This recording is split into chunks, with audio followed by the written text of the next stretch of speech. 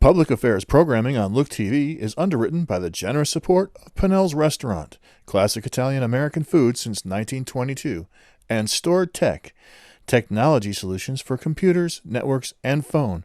Stored Tech, your technology, our passion. 1922, Babe Ruth debuts with the Yankees. WGY signs on air. Exterminator wins the Saratoga Cup, and Pinnell's Restaurant opens its doors for the very first time. For 5 generations, Pinnell's has been preparing delicious Italian food, served in a comfortable, home-like setting where everyone is welcome. 90 years of authentic Italian recipes, 90 years of the freshest ingredients, and 90 years of the finest classic Italian dishes, all made daily by hand. Pinnell's Italian Restaurant, a Saratoga dining tradition since 1922. Most cybersecurity firms deal only with prevention, the systems that block hackers and viruses. Stored Tech knows the root cause is actually good people doing bad things. So we offer a security training program which includes certifying all participants to show they understand the basics. Technology solutions for computers, networks, and phones. Stored Tech, your technology, our passion. The Saratoga City Council meeting, an inside look at the decisions that affect you and our community.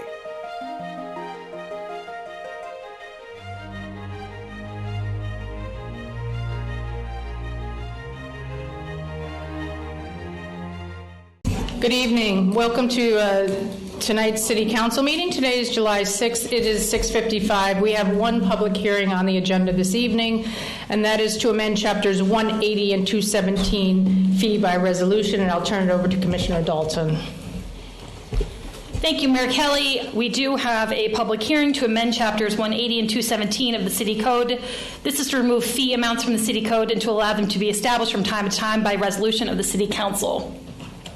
Great. If anybody here is wanting to speak on this public hearing to amend Chapters 180 and 217 fee by resolution, please step forward to the mic.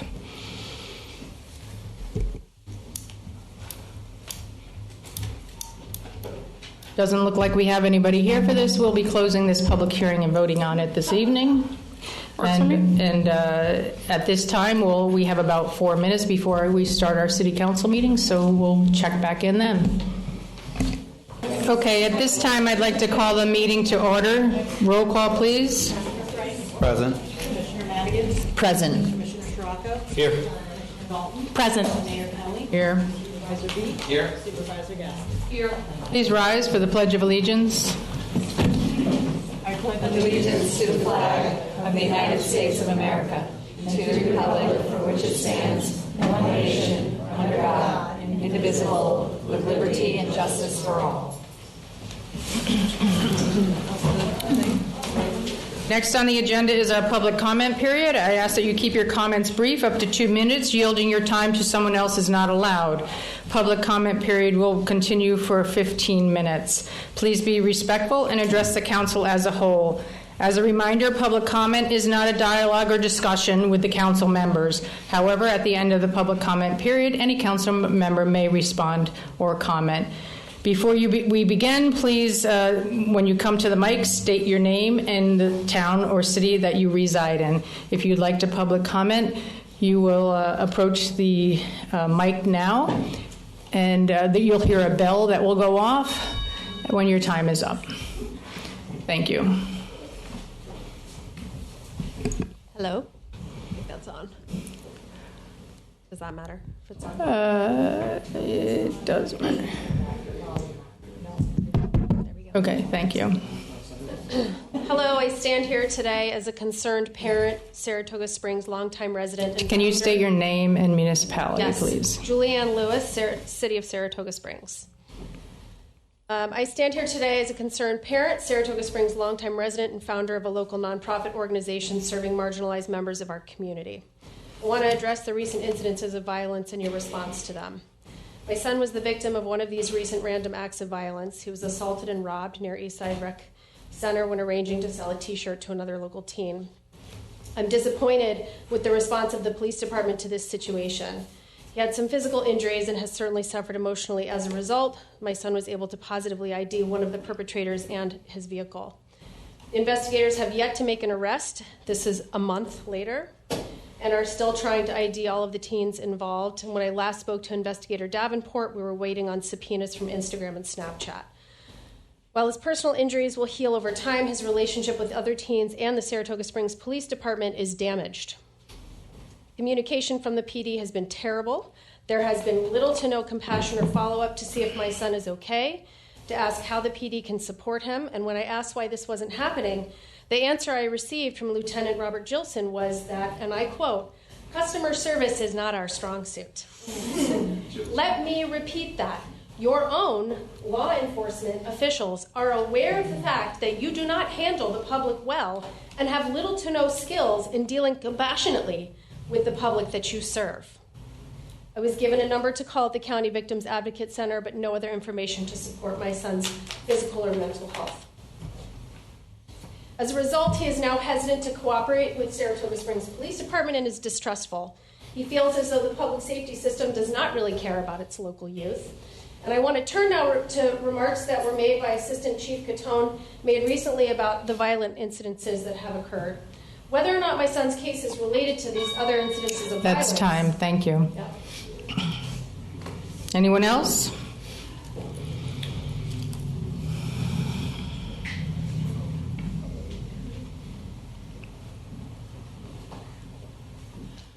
I'm the Reverend Joe Cleveland. I live in Wilton, and I serve the Unitarian Universalist Congregation of Saratoga Springs. I feel that the Assistant Chief Catone and the city owe the residents of the citizens at least an apology for the divisive and hate-mongering remarks that were part of the June 28th press conference. So many things were divisive coming from the mouth of our Assistant Chief of Police. It has no place coming from the mouths of our public servants like that. To say, for example, that you're either for us or against us implies that there's going to be some sort of litmus test that police officers are going to apply to people before they decide if they are going to, in fact, protect and serve them. That's a shocking betrayal of the community trust. To blame violence on social justice activists is a denial of responsibility on the part of the police department and the city. Can I just make a comment? If you're going to be and making remarks, we're going to have you removed. I'm just putting it out there. Okay? I will have you removed. Yes. Okay, then you could leave. And I have the police out there. This is a public comment, not a dialogue or a comment by everybody. This is my meeting and I'm running it. Yeah. So either we listen or we can empty the room and we'll run our meeting and it'll be on videotape. Yeah. Then let's sit quietly. I'm going to give everybody a chance. If we're going to keep it up, I'll empty the room. That's your choice. I'm going to have a meeting and we're going to have it where everybody's respecting each other. Okay, let's everybody out. We're taking a recess. Thank you.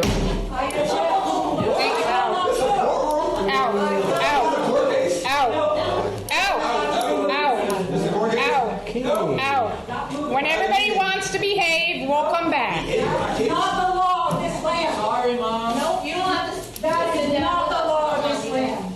Legal observers, is that okay for them to? You're going to have to drag me out like Legal observers, my lawyer said that it's not legal for you to do this. Every year, it's not legal for you to silence. Do something wrong. You're on live this whole time. Say aha is not disrespectful. Sure is. I can call and I object. This is disgraceful. I have dehydration. Shame. Literally just sitting there. I don't know why you look directly at me. It was up to 93 degrees feeling in Saratoga Springs today. We're not in this neighborhood press conference. We're outside. You are not the queen.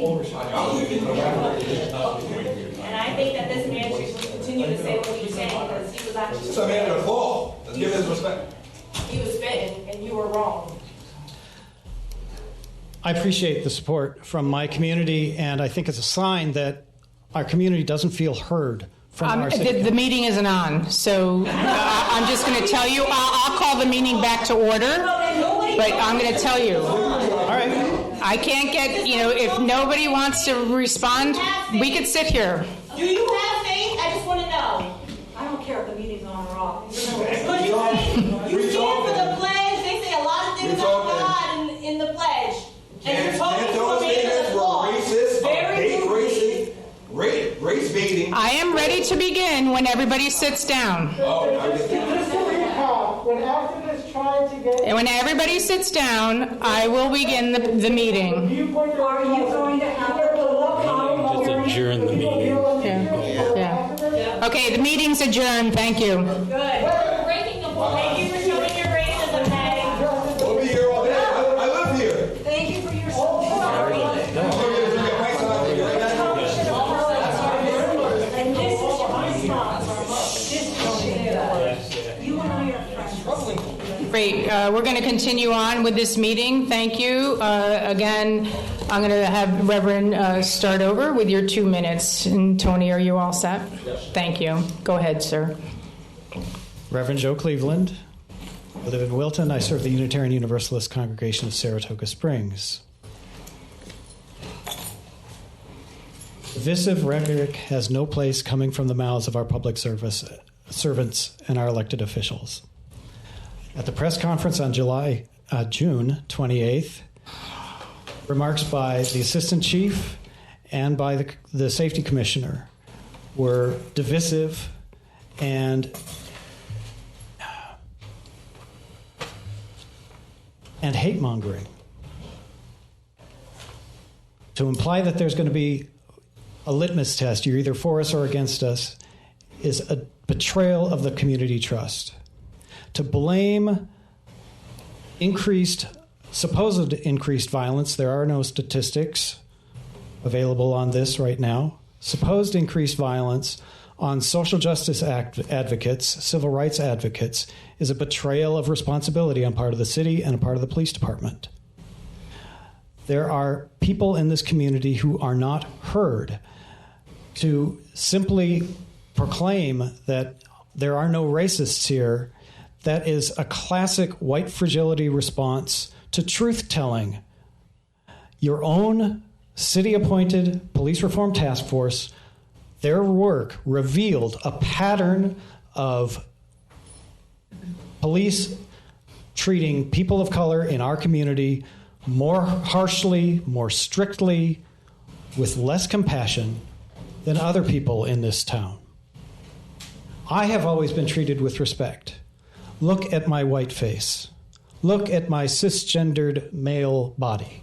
Are you going to listen to me differently than you're going to listen to my friends in the rows behind me because their complexion is a little different than mine? Because they don't have a collar? They deserve to be heard. That's time. Thank you. Next. My name is Tracy Krosky, and I'm from Half Moon, New York. The Reverend just talked about a litmus test for who you're going to listen to. I watched a litmus test downstairs when your police denied our entry. Anybody with Black Lives Matter, we watched other people go by us and get up, but we were denied entry. That was the first litmus test. I thought that was going to be the most outrageous thing I saw tonight until you adjourned a meeting because people were saying, which is, by the way, the whitest thing I've heard in my life. I cannot believe that. And the disrespect to speak to people like we're idiots because we're going, was unbelievable.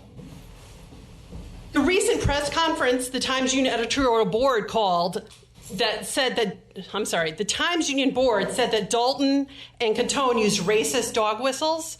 That wasn't a racist dog whistle. That was a bullhorn of them yelling to white supremacists to come in here and to hurt our activists. We have people in this community who are trying to bring this community together. And instead of bringing community together, your elected officials, your appointed officials are dividing your community. They're spewing hatred and threatening 130 years of white supremacy privilege to rain down on activists to silence their narrative. I've never seen anything like that. I shouldn't say that. That's white supremacy. That's this culture. And you're either going to support it or you're not. It looks like you totally support it, though. Next, please.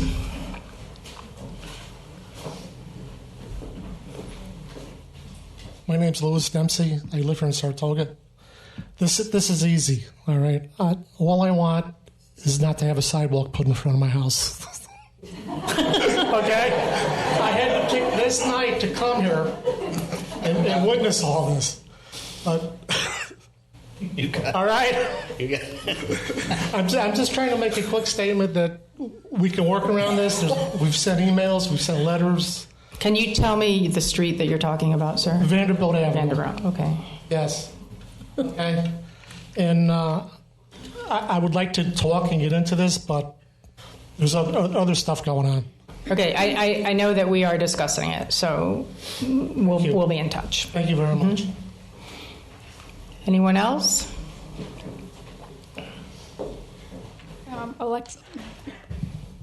Alexis Brown of Saratoga Springs. Fannie Lou Hamer once said, "Never forget where we come from and always praise the bridges that carried us over." My name is Alexis Brown, and I was born in Saratoga Hospital in 2000. The history my family has here stretches much farther back than my own. My fifth-grade grandfather was born in this city in 1862, 5 years before the abolition of slavery in the United States. My grandfather, Frederick Allen, was the first black person to work in City Hall, doing just about every odd job you can think of, leading in the founding of the first black fraternal organization in this city in 1925. And that's why I wanted to speak to you all today. Just last week, the assistant police chief said that he would use his 130-year family history in this city to destroy our narrative of the racist abuse and vitriol that spreads through the conduct of the Saratoga Springs Police Department. To that I say, I have 158 years of history that shows that this very city treats its black citizens of Saratoga Springs as second-class citizens and servants. Getting chased by white vigilantes, getting punched by kids in school, getting stopped by the police with no probable cause, just feet from your front door. It's absolutely disgusting to try and attempt to use white supremacist dog whistles to insinuate that the people leading this movement in this city are outsiders who need to be with you or against you when it comes to protesting for a better life for everyone, not just a few.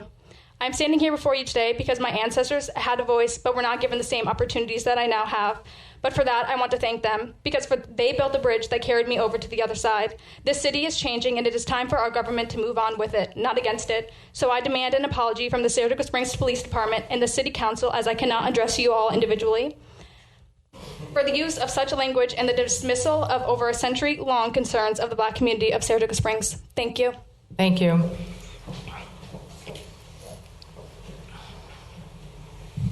Hi, my name... Well, I don't need to say my name because you all know my name. Can you please state your name and where you live, please? It's Darlene. If I had no place to live, I wouldn't be able to do that. And I'm not going to live in the city of Saratoga Springs in 36 days because I don't feel safe. Okay. Well, I wanted to address the issue of what happened several days ago. I got threatened with arrest because I was speaking on behalf of individuals like myself that have disabilities. And I was talking about equality. We have more money for flowers, beautiful flowers, and the racetrack. But DPW or somebody took that down, which that's okay because it already got published before it happened. And I really appreciate DPW for acting like they were the police, because the police officer involved, she did nothing wrong, but DPW was like, I'm going to police this myself. So thank you very much. I appreciate it. Thank you. Anyone else?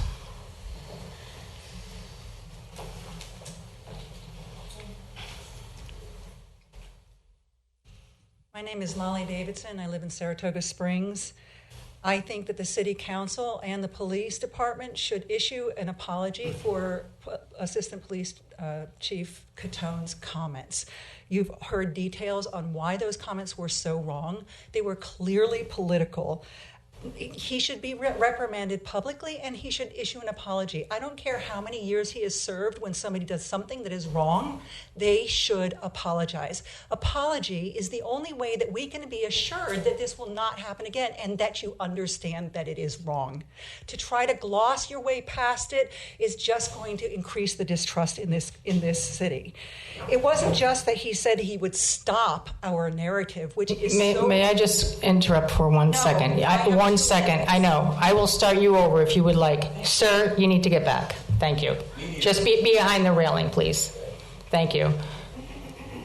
Thank you. It wasn't just that he said he would stop our narrative, which is so far out of his job and is a clear threat to our freedom of speech. It wasn't just that he said that no police people were racist in this city, which is like, how can he speak for what lives in the hearts and the minds of every single person in this city? It was that he erroneously framed this violence on Caroline Street, which has been happening as long as I've lived here. He erroneously framed it as somehow the result of calls for social justice and Black Lives Matters. That is just wrong, and it shows that he is not an impartial server of justice. That makes him a danger to us because he is not serving us, he is serving a political rhetoric.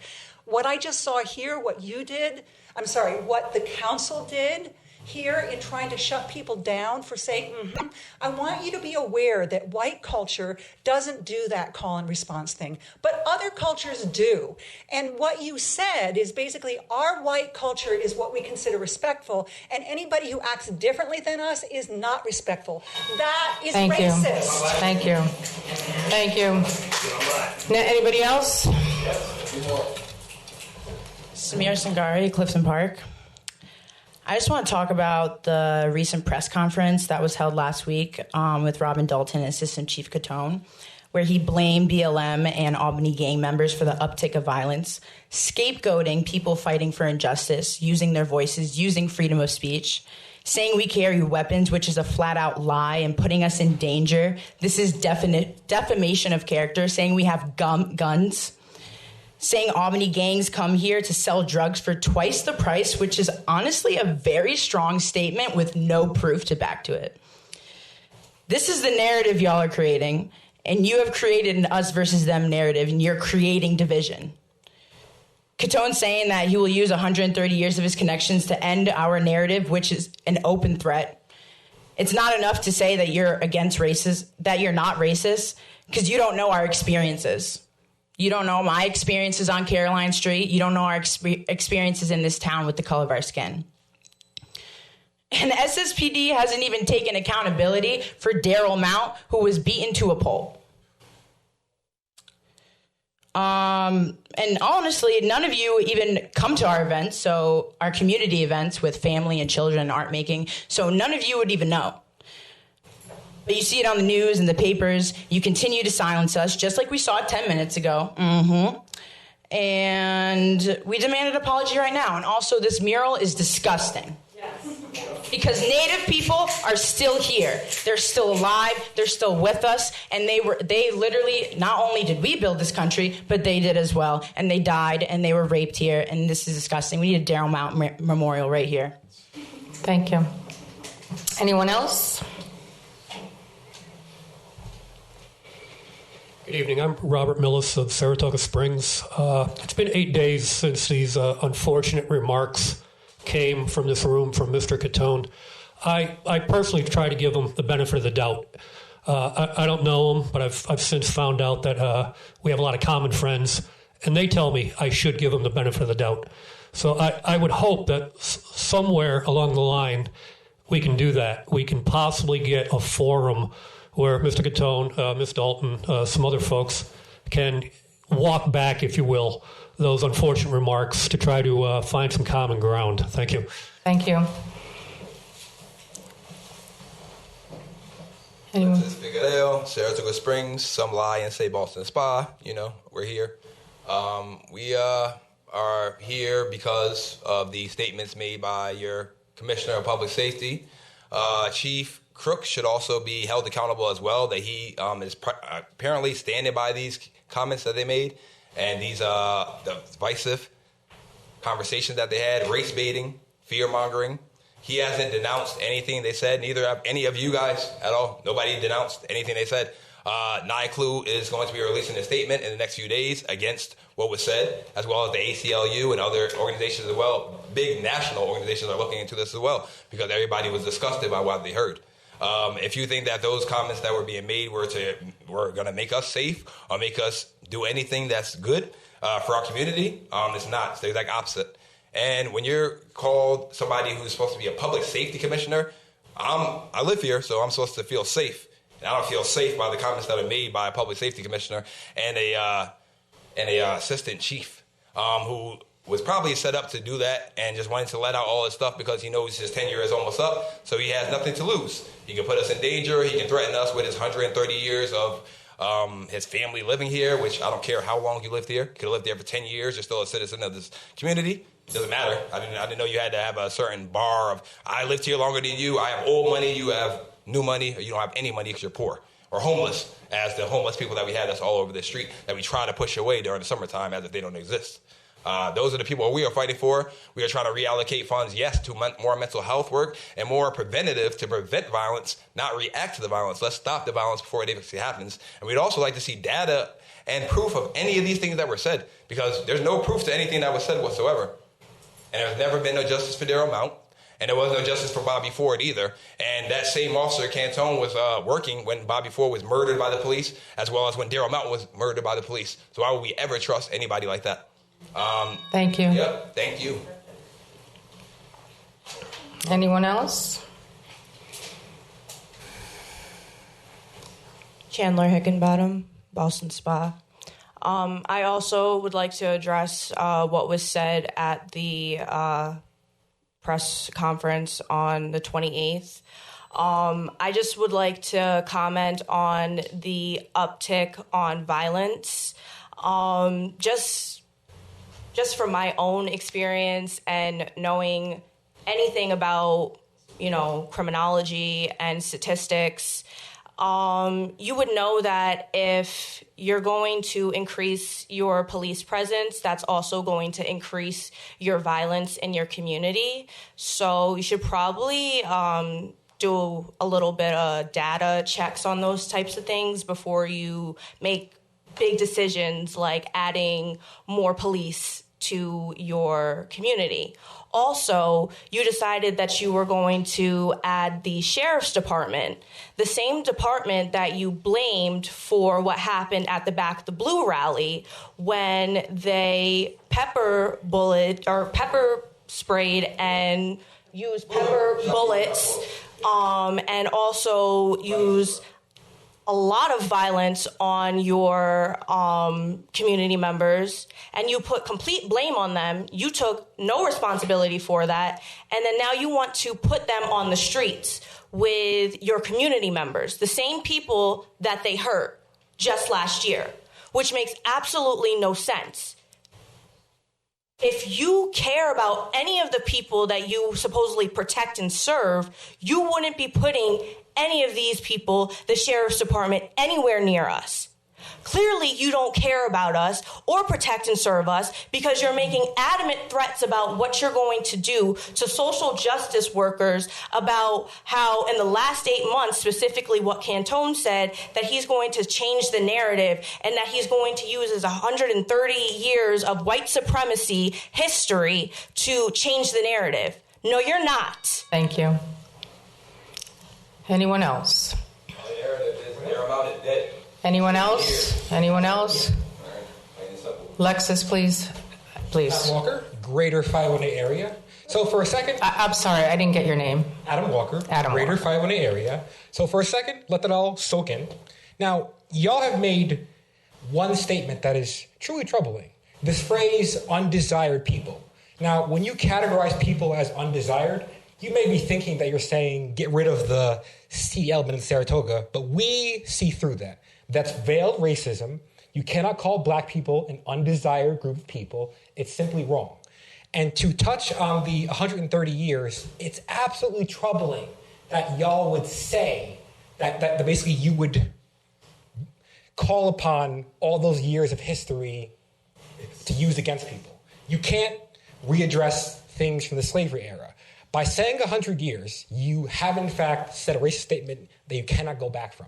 So I would ask you, Robin Dalton, describe to me... Can you just address the council, not... Oh, sorry. Address the council. I'm sorry. All of you. Mm-hmm. Describe to me what these undesirable people are, what they look like, where they live, who they are.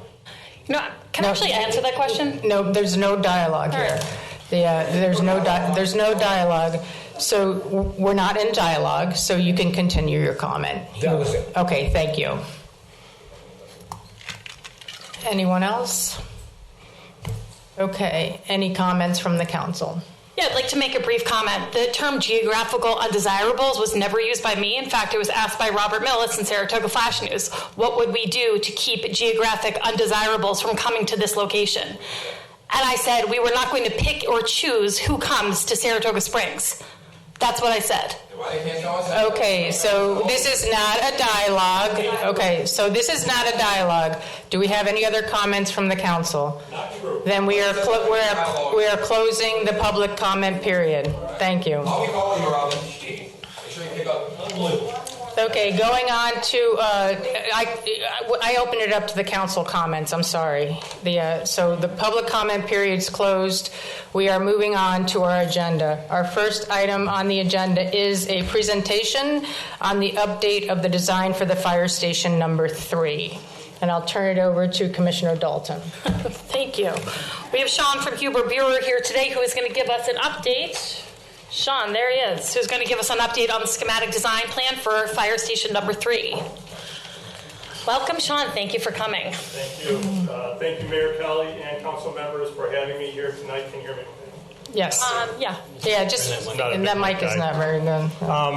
My name is Sean Forn. I'm with Huber Brewer Construction. I'm Vice President.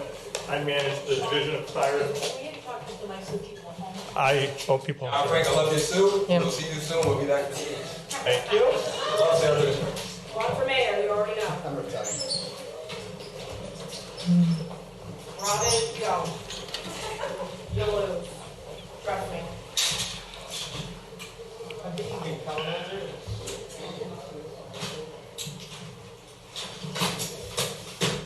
Okay, go ahead. I'm sorry about that. No worries at all, guys. My name is Sean Forn. I'm with Huber Brewer Construction in Syracuse.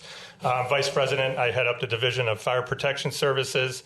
I'm here tonight just to update the city council members on the progress that has been made during the schematic design phase for the proposed fire station number 3. Just a brief introduction. Back in February of 2021, we started a schematic design process. This process started after we completed a feasibility study. The end of that feasibility study went through a selection process for design. The selected firm for both architectural and civil was CHA out of Albany. And we went through a process of about 5 meetings for the schematic design phase to better identify and demonstrate the purpose and the intent of the project. The proposed critical path that I believe you have in your package outlines the process moving forward from today. You currently have an RFP out for CM services that are due next week. We are hoping to start the design process in August, which would allow us to have bid documents completed and on the street beginning of 2022. That bid process and contract award duration would put the city in a very good position to award contracts and allowed for long lead items for materials that right now are tough to get in the construction market. Bar joists being one of them. We're running into other problems as well, a lot of mechanical units. So an early bid process in early of 2022 would allow the project to proceed in April or May of 2022. It would also, and as you can see, would allow owner occupancy in the spring of 2023. So right now that is a critical path that we believe is obtainable based on our experience with fire stations in the Albany area. Go ahead. So project budget, we prepared a project budget during the feasibility phase that was based on a square footage program analysis. That analysis was driven by several meetings with the fire department. We also took tours to completed stations to take a look at how they addressed program and how to try to get more out of fewer square feet, so to speak. So this project budget that we believe is accurate for your project sitting here today, total proposed project budget of just over $6.7 million. And I can tell you the one committed cost to date for design services, we're actually under budget right now at that $400,000 mark. So CHA, in working with the fire department and Huber Brewer, came up after several renditions, a schematic site plan. If you're not familiar with the area, this is Hennig Road. And we've gone from a multi-entry point schematic site plan to a single point. It worked much better for the project. It just had a better curb appeal when we got done with it. So Henning Road is at the top. You can see we have an entry coming in. The parking area on top of the building would be for administrative or visitor usage. This is a working firehouse, though. It does not have a community program piece attached to it. It's for emergency operations and for fire station use only. So the number of non-city employee people that would be coming to the station would be minimal. The area in the back is for the staff for the department. One of the things that needs to be considered is they go through staff change. So you think you might only need 10 or 12 spots. You actually need much more than that because they go through a shift change. On the right of the darker brown box is the apparatus base. It is 3 bays that are double deep with drive-through bays so they can come around and drive through when they come back. And then the rest, the support and administration space, is largely driven by bunk rooms, locker rooms, shower areas, training areas, and then the area on the front, and we'll show you in a schematic floor plan in a minute, the large area on the front of the building is the Emergency Operations Center, which will be designed to handle special events as needed. Schematic floor plan, as we touched on quickly. I can't do this in 2 minutes, by the way. I'm really trying. I'm going fast. You're doing a great job. So, as I said, 3 drive-through bays that will house 6 full-size apparatus for the fire department. You can see the area to the right is a mezzanine that sits over the top of the furthest left bay. That's used for training and also for storage. The areas along the bottom of the floor plan is a schematic plan of how the bunk rooms and locker and shower areas would lay out. The middle area is a kitchen and fitness area. And then the top is the EOC center. That large white box that you see at the top is EOC. The remainder of the spaces are mechanical and storage in nature. So easy there. I know it's your first time. Proposed elevation. So CHA has done a good job in trying to just give the city council members and the community an idea of what the outside of the building will look like. These are to scale, and it's somewhat difficult looking at these to really comprehend what the feel of the station would be. But the top elevation is if you're standing on Henning Road looking at the building. The middle row on the left would be if you're to the left of the fire bays looking at the fire bays.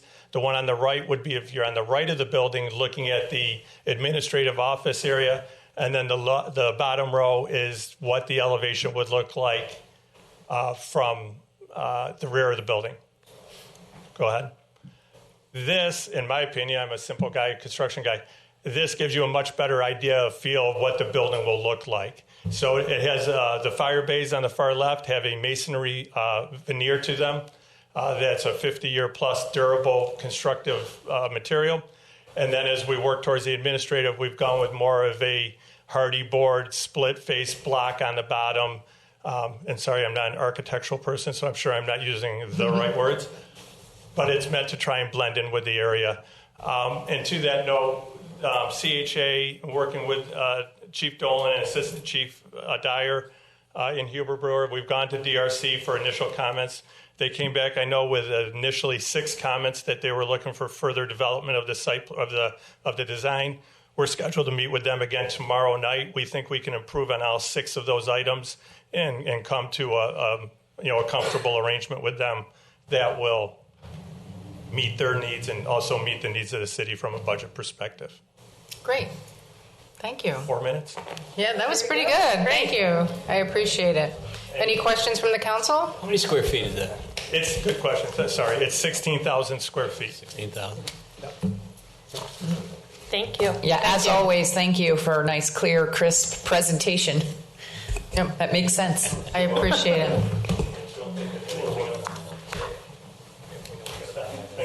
Thank you. I appreciate it.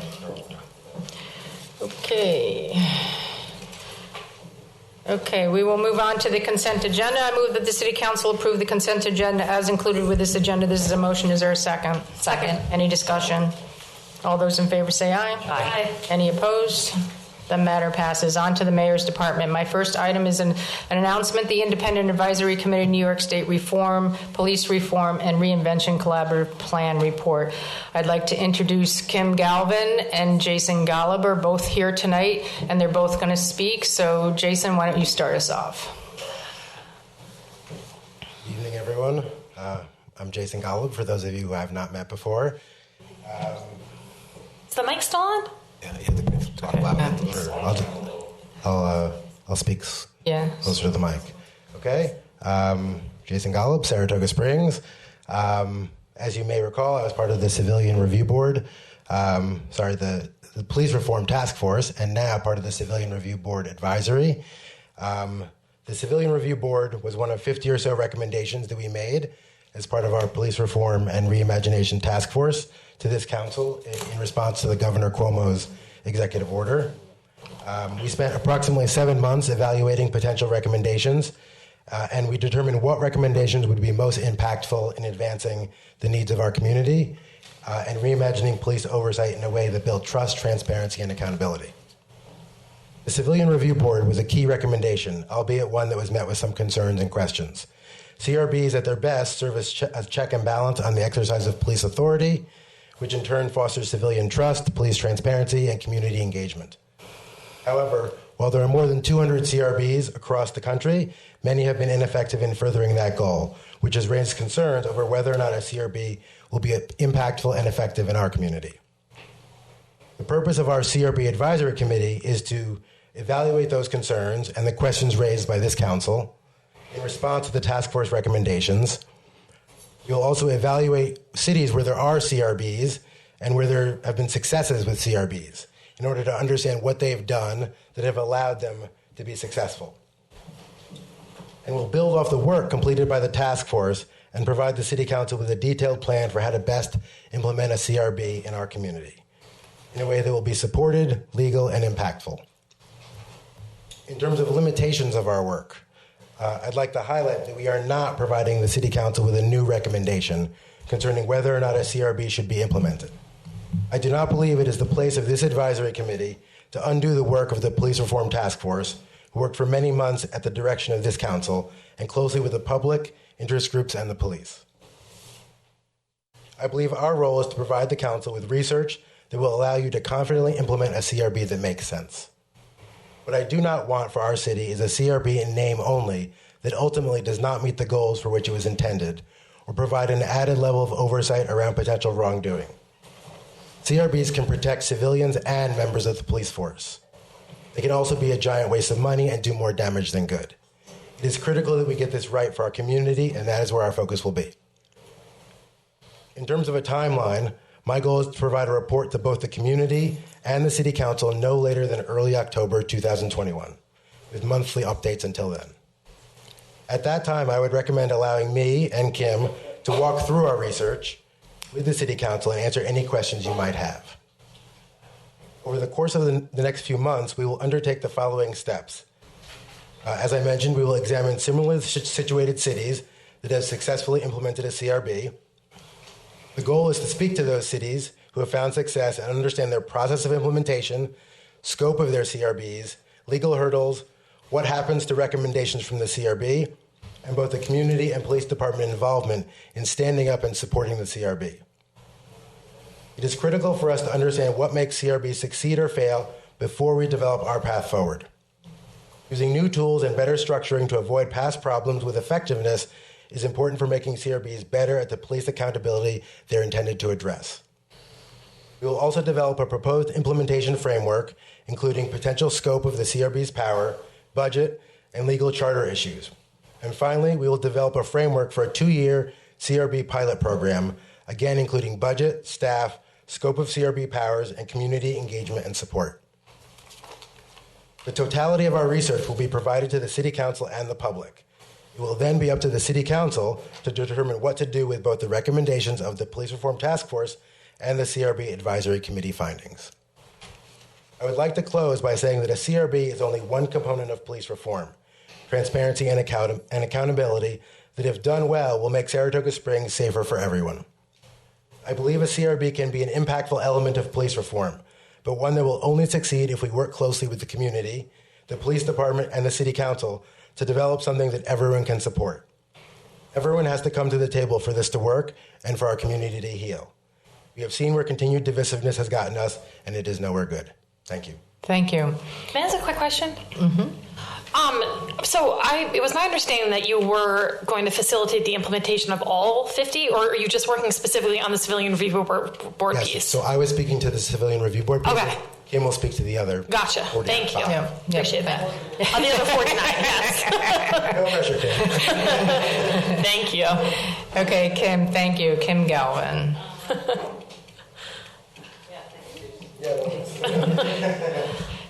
I don't really have all 49 set out numerically, but I can speak generally that I have talked with and met with the police department, who is necessary to implement the remaining 49. In sum and substance of the recommendations that the task force made. I've spoken with the chief on the phone on several occasions, Chief Catone, on several occasions, and had a long and productive meeting with them that lasted over 3 hours, in which we went over the resolution that the City Council passed regarding the task force recommendations. What I can update you as to where they are right now, I'd like to highlight that everything they do, and this is just simply a fact, everything they do now, they have to do with current personnel. So when those personnel come together, the police are off the street and they're not out patrolling the areas or doing their regular jobs. So keep that in mind as we go through all the advancements that they've made. With regard to training, they received a $25,000 grant for training. They're going to focus this training on implicit bias, de-escalation, and a new sort of training called duty to intervene. When one police officer may be a witness to something that another police officer is doing that is incorrect, what are the duties there for that one officer to intervene? These trainings will be in addition to any regular trainings that you do, and if you recall through the task force, they do numerous trainings throughout each year, and these are not required by the state. They do these as extra incentive and training for their officers. The entire department will be trained, again, on de-escalation, implicit bias, and the duty to intervene, and that is scheduled to take place in the fall. They also, in addition, sent 2 officers to be trained on procedural justice. If you recall, train the trainer was one of the methodologies they used that kept down the cost, but also allowed them to get the expertise, and then those trained officers would come back and train the rest of the officers on the force. So funding is needed, as funding is going to be needed for all these things, but that's not my purview. Quick update. I'm sorry. We did get the $25,000 grant from Kerry Warner to implement the de-escalation. That was just a recent that update. was the first one. Yes. The procedural justice training, they did to train the trainers, and now they're going to move forward with the additional training of the entire department. They did form an internal working group with 6 members of the force at various levels to go over each and every item that is contained in the resolution. I think they quickly referred to it as 18 to 36, so there's a number for you. They go over their current policies. They're gathering, they showed me, in fact, they're gathering the materials from other departments. They're comparing them. It's summer. It's busy, but they're getting together, these 6 people, when they can, and they're hopeful to have new ideas and new modifications to their current procedures shortly. Transparency was another big issue. I would encourage,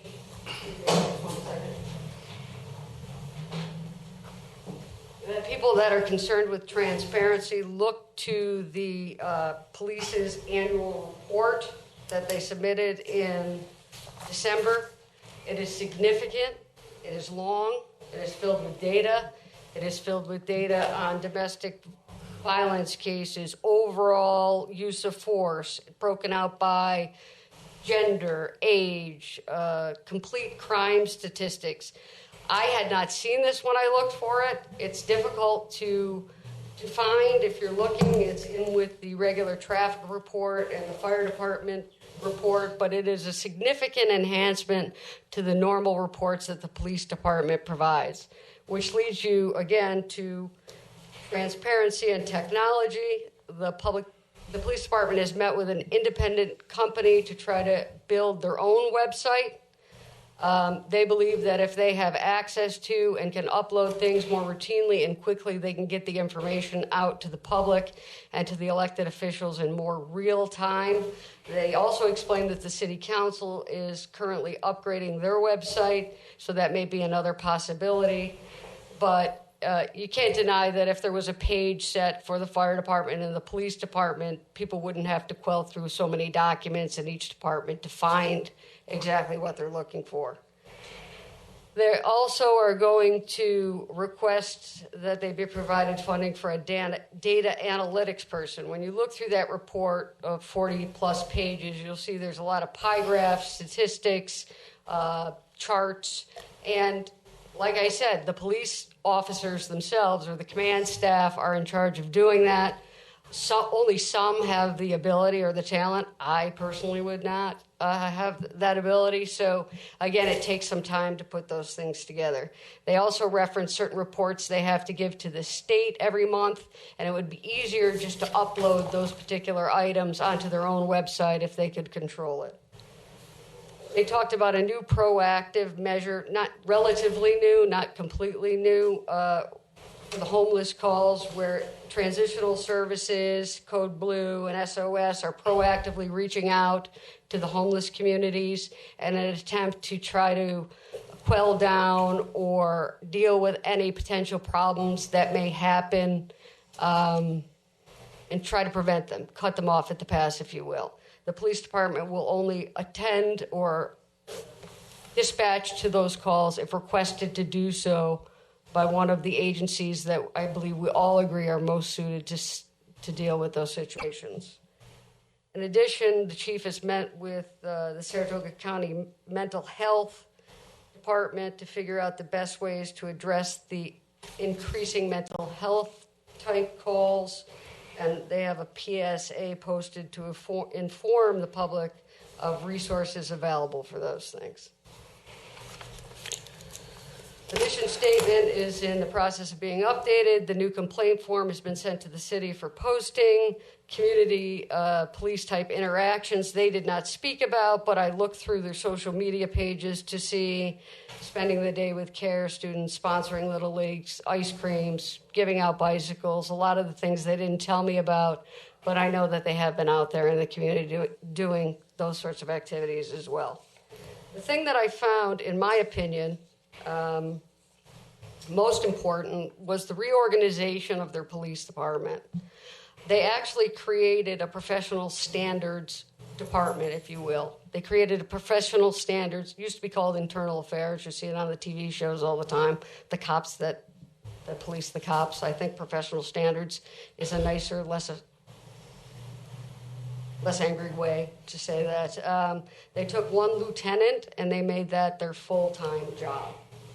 And that lieutenant now is going to be separated from a patrolman on the street that may have a complaint made against them with their direct supervisor. All of that information is going to go to this particular lieutenant. You may still have shift supervisors gather the information, but that lieutenant alone will be responsible for investigating that particular complaint. If the complaint is deemed to be not founded, the chief and the assistant chief would still have to review that work and that investigation and sign off on it. If the complaint is called founded, the chiefs then review it as well. If discipline is recommended with more than a 3-day suspension, which by contract is all the chief is allowed to dispense by himself, then civil service law requires the city attorney, the labor attorney, the union to all become involved and to negotiate a settlement there. If there's an allegation that's been alleges a crime committed by the police officer, it's treated just like a crime. There will be a referral working with the district attorney's office to investigate the crime. There also has to be a parallel and not connected internal investigation because some of the things like the Taylor law require police to give statements that may otherwise subject themselves to a violation of their Fifth Amendment. So those are parallel tracks. But I asked, what if you see that the officer has committed a crime? And they both looked at me, and I said, a crime. Well, then we treat it like a crime. And they gave various examples of people that have been arrested that were on the force, many more than you would think if you were just a person living in the city such as me. And one issue with the lieutenant now in charge of professional standards is that the same lieutenant used to be in charge of emergency management and special events. And moving into this summer, we're going to have to see if pulling someone out of there has an impact on how those things are functioning. But the police command staff is doing their best to backfill the positions, and each lieutenant has been trained on professional standards as well to kind of fill in, and they're doing the same with emergency management and special events. And one other thing that they mentioned that I think is worth commenting here is mutual aid. As you see, there's been a great influx of troopers or sheriff's department in the city. As I was sitting there waiting for my meeting, a whole host of law enforcement types went past me, and there I was thinking, okay, they probably think I'm under arrest or something, but I'll just sit here and smile at them all. And they were meeting to coordinate how to keep the city safe. As you heard some of our speakers talk about, I believe the intention of the police department and those that were in that meeting were that a presence may prevent a lot of the things that have been popping up or occurring. And as we learned through the task force, the home team, the Saratoga Springs Police Department, will be responsible for what occurs during those mutual aid sessions with the other departments. So Chief Crooks and his staff will be responsible for the things that occur. That's my update for this update. Personally, I think they had a lot more to say. They talk very fast. They talk faster than I do, and I can only take notes as quickly as I could. But I'm sure they will be updating me and would be happy to update Jason or anyone else as we move forward. Great. Thank you. Any comments from the council? Thank you. I think you're off to a very good start. That was good. Very good. Very Thank you. Yep. Okay, thank you both for coming in tonight. I appreciate it, and we'll continue on, and we will be meeting each month with just a short update. My second item is discussion and vote request for City Planning Board for extension of time on the advisory opinion regarding the UDO, the Unified Development Ordinance. The City's Planning Board and the Design Review Commission have requested an extension of the original 60-day review of their advisory opinions of the UDO. The receipt date of the advisory opinions was expected on July 3rd. Our votes to approve tonight will just extend the time until the 17th, and we will discuss their advisory opinions along with the County Planning Board opinions at our July 20th meeting. I move that the City Council approve the request from the Planning Board for a 2-week extension of time to provide the Council with advisory opinion for the Unified Development Ordinance, the UDO. This is a motion. Is there a second? Second. Any discussion? All those in favor say aye. Aye. Any opposed? The matter passes.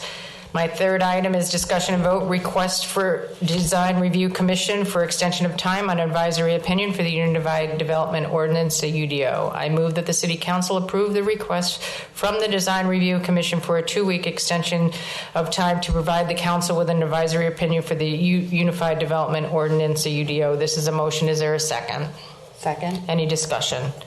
All those in favor say aye. Aye. Any opposed? The matter passes. My third item is discussion and vote authorization for the mayor to sign an MOA with R.S. Taylor and Sons Brewery, LLC. Due to circumstances caused by the pandemic, R.S. Taylor, a recipient of the city's economic development revolving loan program, has gone into default on their loan payments.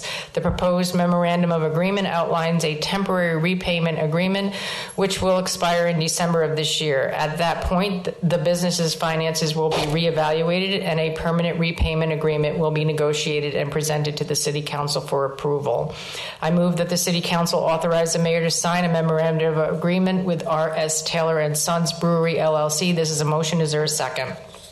Second. Any discussion? All those in favor say aye. Aye. Any opposed? The matter passes. My fifth item is discussion and vote, update Recreation Department part-time seasonal personnel referee hourly rates.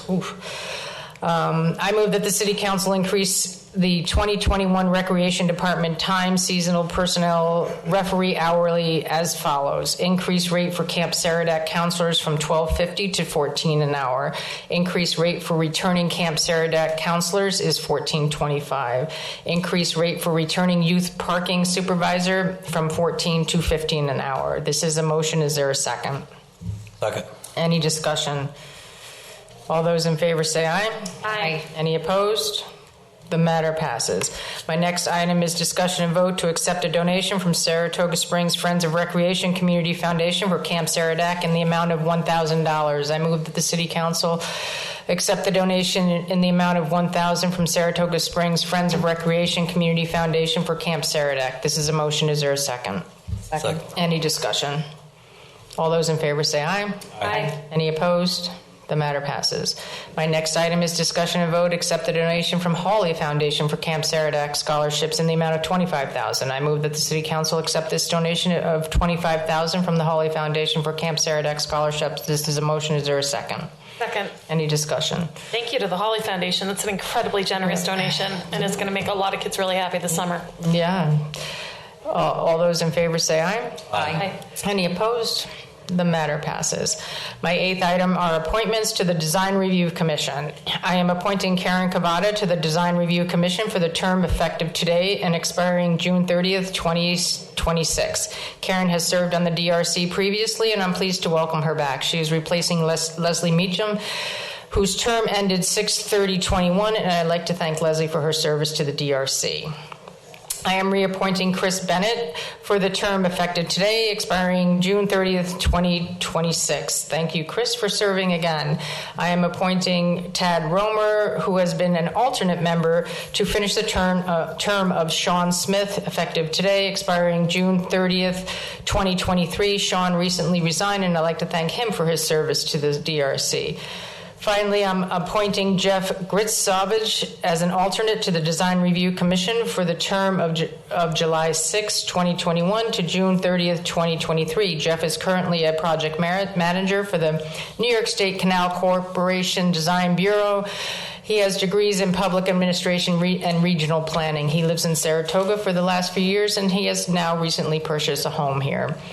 My ninth item is an announcement, 2021 Youth Parking Program. Starting July 9th, the Youth Parking Program will be collecting parking fees at the lower deck of the Putnam Street Parking Garage located in downtown Saratoga Springs on July 9th and 10th, and then July 15th through September 4th every day except Monday and Tuesdays.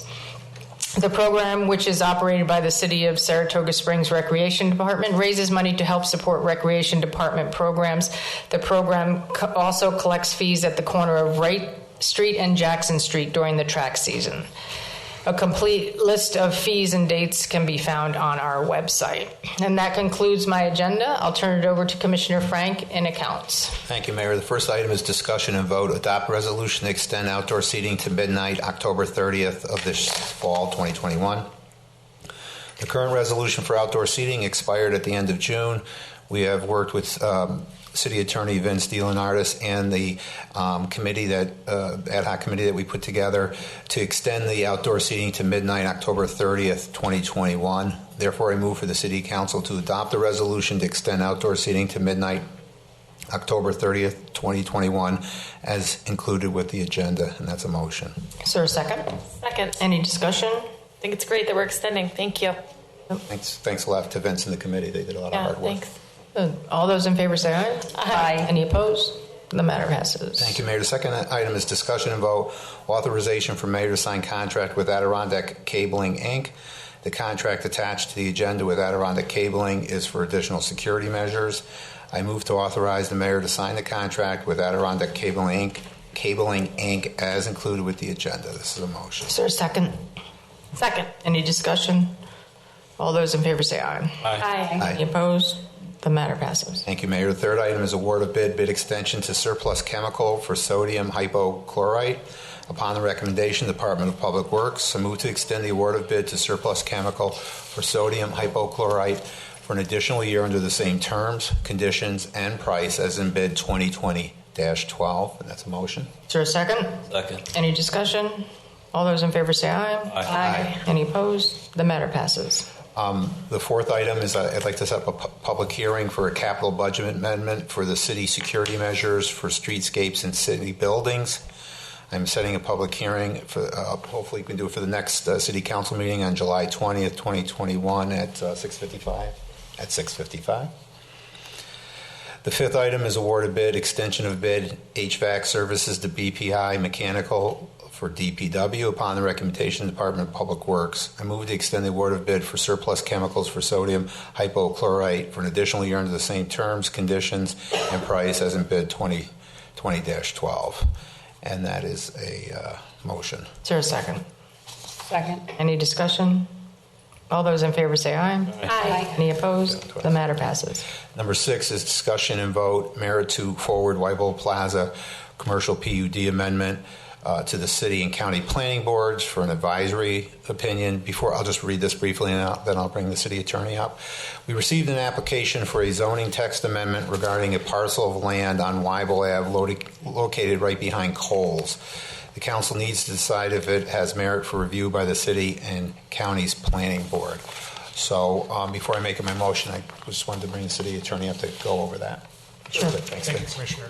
The Weibo Plaza commercial PUD or planned unit development is a PUD that dates back, I think, to the early 1990s. This PUD, like some of the other PUDs that we have in the city, was actually broken up into multiple zones. And the zone at issue here currently remains undeveloped, but they want to maintain their options to develop in the future. It actually is behind, I believe, the Tractor Supply and Kohl's. There's a 16-plus acre vacant parcel. So the only changes to the PUD is the expiration date, I think, to carry it forward to 2024 and to add wholesale and distribution to the allowable uses permitted in that zone. The item up for discussion and vote is simply to determine that it has merit for review and then to refer that matter to the county and city planning boards for an advisory opinion. After that opinion is received by the council, you will then decide whether or not it warrants a public hearing and moving forward with the adoption of the PUD. Great. Any questions for them? Okay, so they want to extend it. Yes. And they want to amend it. They want to extend it and amend it. The extension is simply related to Zone B, which the date has passed. So they want to allow that to extend into 2024 to allow for future development. There are 41, I believe, permitted uses. They want to add a 42nd permitted use. That's the only other change, and that relates to wholesale distribution and warehouse. Okay, thank you. That's good. Therefore, I move the zoning text amendment proposed for the Weibo Plaza commercial PUD has merit for review and would be forwarded to the city and county planning boards for an advisory opinion, and that's a motion. Is there a second?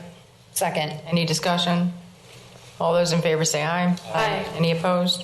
The matter passes. I had to go back and do number 5 again. I was in the right church for the wrong pew. Okay. So that's my fault. I had the right heading, but there was a reprint from previous. So Okay. if you heard a repeat, it was a repeat. So number 5 is award of bid, extension of bid for HVAC services to BPI Mechanical for DPW. Upon the recommendation of the Department of Public Works, I move to extend the award of bid to BPI Mechanical for an additional year under the same terms, conditions, and price. And that's a motion. Is there a second? Second. Any discussion? All those in favor say aye. Aye. Any opposed? The matter passes. Let's set up another public hearing, hopefully for the right place. Give it a shot here. Number 7 is set public hearing, Saratoga Regional YMCA zoning text amendment. On April 20th, 2021, the City Council voted to forward this zoning text amendment to the city and county planning boards for advisory opinions. We have received the advisory opinions and comments from both boards. The next step is to set up a public hearing. Due to advertising time, we'll have to move this to the first meeting on Tuesday, August 3rd, and 6:55 for 6:55. Perfect. That concludes my agenda. Great. Thank you, Commissioner. Mayor Kelly, can I ask for a 60-second bathroom break? Sure. Thank you. Sorry, guys. Take one minute break. Thank you.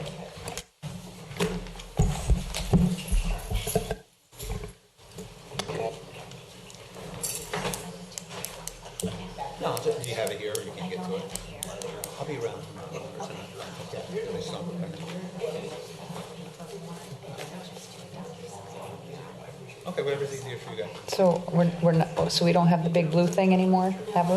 I'm sorry. Oh, I just don't want to say something I don't want to.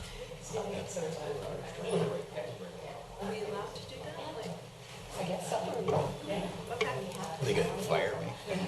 No, I didn't think so, but I just felt like because they were doing it because, we weren't in person. I think we wanted to put a whole new thing in place, not around, Whatever's easiest for you guys. I'm right, I just. Not that I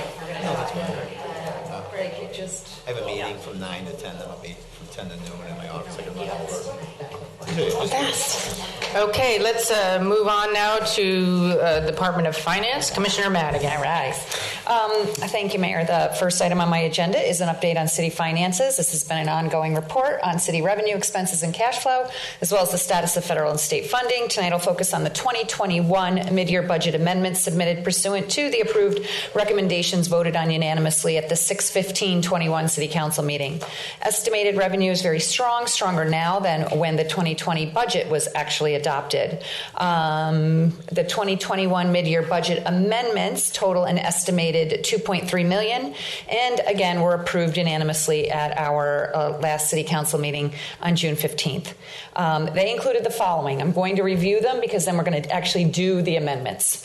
Employee contracts, which we are actually not doing this evening until the MOU is signed with the various unions, does approximately, it's going to be about an expense of $950,000, and we're looking at an effective date of August 1, 2021. The City Hall security project right now does total $238,584. In addition to securing access to the building, we will be implementing 2 full-time. One is actually a greeter, another person who will work in the Department of Public Safety as a backup to the greeter as the ID clerk. So we're going to hire 2 people to make all of this happen out there in the hall. They will be under the authority of the Public Safety Department to cover opening. The mayor's department totals $101,037. An assistant building inspector full-time, city historian part-time, Saratoga Convention and Tourism Bureau, and the senior center. The finance department totaled $64,856. Information technology director. We are looking to replace our longtime IT director who is retiring at year's end. And this will cover 2 months overlap for critical information transfer. Computer support tech, one of our former computer support technology employees has become our security specialist. This is to refill that opening. In the Public Works Department, we total $97,305. And in the Public Works Recreation Department, we total $153,820. That includes four full-time laborers for dedicated to Recreation Department needs. Also a laborer in highways, laborer in parks and casino, hazardous waste education, and 1 full-time electrician. The Public Safety Department totals $688,710. This is for 3 police officers to go to the academy, the police officers' 12-hour shift change, overtime and comp time for police and fire departments. The Accounts Department totals $88,779. This is the assistant assessor overlap, as our long-time assistant assessor is also retiring shortly and prior to year's end. So this covers about 6 months overlap for critical information transfer, and a fixed asset inventory clerk part-time. In the Recreation Department, we do have a change from the last meeting. We're going to revise their total from 0 to now $43,323.89. That's for a program coordinator full-time replacement. Increased expenses are predicted on an increase in the estimated revenue. So all of this increase in expenses is coming with an increase in revenue that's happening right now vis-a-vis primarily sales tax and VLT. Several revenues were budgeted at amounts lower than we received or are newly projected. As I just said, we're going to increase sales tax by, looks like $2 million. VLT, we're receiving an extra $1,162,000. Mortgage tax is going to go up by $350,000. Some of these things. We're getting more fees from the planning board, more building permit fees. That comes into a total of about $182,000. Federal aid is actually a decrease. We budgeted $5 million, but we're only getting $3,924,000, so that's a decrease in revenue of $1,076,000. Parking ticket revenue is going down, and as is rental casino.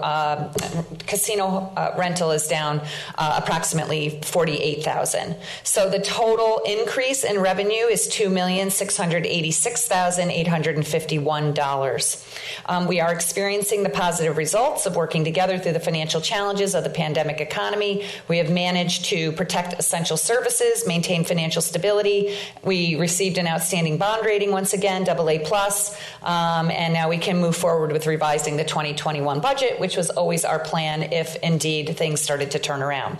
So with that said, I will now go through the discussion and votes of the 2021 mid-year budget amendments.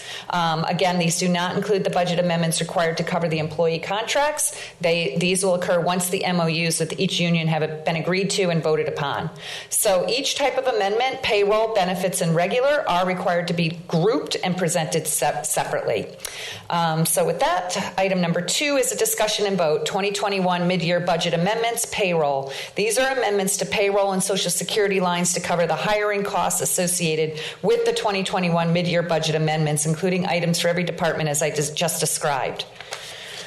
The total combined expense with balancing revenue items for this budget amendment is $954,417.79. I move that the City Council approve the 2021 mid-year budget amendments payroll as included with the agenda. This is a motion. Is there a second? Second. Any discussion? I just want to thank you. I know that it was a lot of work for your budget director and your team, and Christine Gilmott-Brown. Everybody worked together, so I appreciate all that hard work. Thank you. It was like doing another little budget in the middle of the year. And guess what you're going to get next week? The budget call letter. All right. Yeah, we really appreciate it. Public safety especially appreciates it. I don't know how we would have managed the summer if we didn't have these additional resources, so thank you. It's going to be a tough summer. Thank you. All those in favor say aye. Aye. Any opposed? The matter passes. Item number 3 is a discussion and vote, 2021 mid-year budget amendments, benefits. These are amendments to the benefit lines, including hospitalization and vision insurance, as well as the city's retirement contributions to cover the hiring costs associated with the 2021 mid-year budget amendments. The combined total expense and revenue total $190,303.43. I move that the City Council approve the 2021 mid-year budget amendments benefits as included with the agenda. This is a motion. Is there a second? Second. Any discussion? All those in favor say aye. Aye. Any opposed? The matter passes. Item number 4, discussion and vote 2021 mid-year budget amendments regular. These are increases. These are amendments to equipment and contracted services lines, also known as regular, to cover requests from the mayor, finance, public works, and risk and safety. The amendment to begin the project of increased security cameras downtown is included here also. So the combined total expense and revenue increase is $92,875. I move that the City Council approve the 2021 mid-year budget amendments regular as included with the agenda. This is a motion. For a second? Second. Any discussion? I just want to point out that this is not the total for cameras. Commissioner Frank set a public hearing on his agenda for the next City Council meeting where we will amend the capital budget for the remaining security issues in the downtown. Thank you. Great. All those in favor say aye. Aye. Any opposed? The matter passes. Item number 5 is a discussion and vote, budget transfers payroll, lines 1 through 2, transfer seasonal labor funds to cover the Camp Saratoga director's salary in an amount of $6,800. I move that the City Council approve budget transfers payroll as included with the agenda. This is a motion. For a second? Second. Any discussion? All those in favor say aye. Aye. Any opposed? The matter passes. Thank you. Item number 6 is discussion and vote, budget transfers, capital payroll. Lines 1 through 4 transfer funds from the Southeast Storm Drainage Project to the Storm Sewer Infrastructure Project for its labor and Social Security costs in the amount of $3,106.93. I move that the City Council approve the budget transfers, capital payroll as included with the agenda. This is a motion. For a second? Second. Any discussion? All those in favor say aye. Aye. Any opposed? The matter passes. My last 2 items are a resolution and agreement for a payment in lieu of taxes, also known as a pilot. This allows the organization to make a payment in the alternative to the full tax payment for a certain number of years in exchange for a public benefit to the city, such as affordable housing. The city has had a cooperation agreement with the Housing Authority since the early 1950s, in which the authority provides certain payments in lieu of taxes relative to the 176 multifamily dwelling units known as Stonequist Apartments. The affordable housing project will be undergoing a renovation and modernization of the interior of the structure, and HUD has authorized the conversion of the project from Section 9 public housing to Section 8 assistance. At the last City Council meeting, the Council unanimously adopted a resolution declaring the action a Type 2 action under SECRA and authorized the mayor to execute all documents necessary for the environmental review. The resolution on the agenda allows for the pilot and authorizes the mayor to execute the pilot on behalf of the city. The payments to be provided under the pilot will continue to be the same as they are under the existing cooperation agreement, which is 10% of the rents collected during a fiscal year. The pilot will run for a period of 40 years.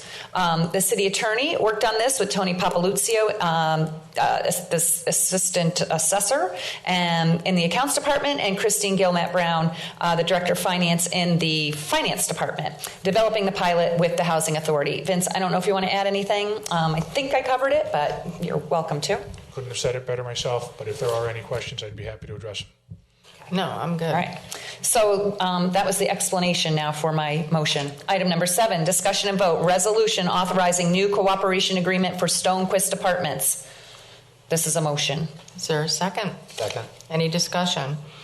I just want to say that... no, that wasn't right. That's not your motion? No, that's my item for my agenda. Let me back up. Okay.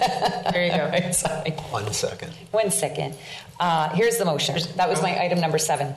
I move that the City Council approve the resolution authorizing the new cooperation agreement for Stonequist Apartments as included with the agenda. This is a motion. Is there a second? Second. Any discussion? I'd just like to say that it is an amazing job that Paul Feldman has done over there. I don't know if everybody's seen that, and also what he's doing at Vanderbilt and Jefferson Terrace. He's taken on some huge projects, and it's really amazing. So I just wanted to give him a shout out and say that I think it's really great for the city. He has been really terrific ever since he stepped into that job a few years ago, and I look forward to the ribbon cutting for those all those new places that went in and all the renovation he's doing at Stonequist. It's terrific. I agree with you. They're really nice. They are really nice. They are nice. All those in favor say aye. Aye. Any opposed? The matter passes. Okay. Item number 8 is a discussion and vote. Agreement for payment. Agreement for payment in lieu of taxes pilot between and among the City of Saratoga Springs and Stonequist Housing Development Fund Company Incorporated, Stonequist Apartments LLC, and Saratoga Springs Housing Authority. Again, if there aren't any questions, I'll move right into my motion. Yep. I move that the City Council approve the agreement for payment in lieu of taxes pilot between and among the City of Saratoga Springs and Stonequist Housing Development Fund Company Incorporated, Stonequist Apartments LLC, and the Saratoga Springs Housing Authority as included with the agenda. This is a motion. Is there a second? Second. Any discussion? All those in favor say aye. Aye. Any opposed? The matter passes. Did I not make my motion for my item number 6? Do you know? I'm getting a note here that I didn't. I have you doing it. Yeah. Okay, I did? Yeah. All right, okay. Yeah. Thank you. Just wanted to double check. Yep, I have you checked off. Thank you. Then that concludes my agenda. Thank you, Mayor. Thank you. On to Public Works, Commissioner Scirocco. Thank you, Mayor. The first item on my agenda is discussion and vote, authorization for the mayor to sign change order number 1 with Mobark for the delivery date and it's a change order of the Mobark Wood Hog. This change order is for the alteration of the delivery date of the Mobark 3400X horizontal grinder. This wood grinder was purchased in March with the delivery date prior to 7/16/2021. Due to the pandemic, the delivery date has been delayed. This change order is a reflection of this delay. The date will be updated to 9/12/2021. Therefore, I move for approval for the mayor to sign change order number 1 with Mobark delivery date of Mobark Wood Hog to 9/12/2021. Put that in form of a motion. Is there a second? Second. Any discussion? I can't wait to see the wood hog. Yeah. Quite a machine, I'll tell you. I know. I can't wait to see it either because that thing out there is just limping along. I know. I saw that. All those in favor say aye. Aye. Aye. Any opposed? The matter passes. Thank you. The second item on my agenda is discussion and vote. authorization for the mayor to sign a contract with BPI for HVAC services. This agreement for BPI Mechanical is an extension of bid to provide all HVAC services for the commercial-sized heating and air conditioning units to all city buildings that are under the responsibility of the Commissioner of Public Works. This agreement is valid through June 30th, 2022, not to exceed unit bid prices per proposal dated May 3rd, 2016. Therefore, I move for approval for the mayor to sign a contract with BPI for HVAC services in the amount not to exceed the hourly rate according to the bid proposal dated May 3rd, 2016, and put that in form of a motion. Is there a second? Second. Any discussion? All those in favor say aye. Aye. Any opposed? The matter passes. Third item on my agenda is discussion and vote. This is approval to pay invoice number 571760 and 574891 to Absolute Pest Control in the amount of $80. There was no funding allocated in the High Rock Park professional services at the start of 2021 for this annual expense. There is a contract and purchase order in place, but the purchase order did not include a line for High Rock Park because there were no funds available. Therefore, I move for approval to pay invoice number 571760 and 574891 to Absolute Pest Control in the amount of $80, and I put that in the form of a motion. Is there a second? Second. Any discussion? And this is for ants in the bathroom down there at the farmer's market. Much appreciated. Thank you. Yeah. Thank you. So, can't have the ants eating the food down there. Okay, stop. All those in favor say aye. Aye. Any opposed? The matter passes.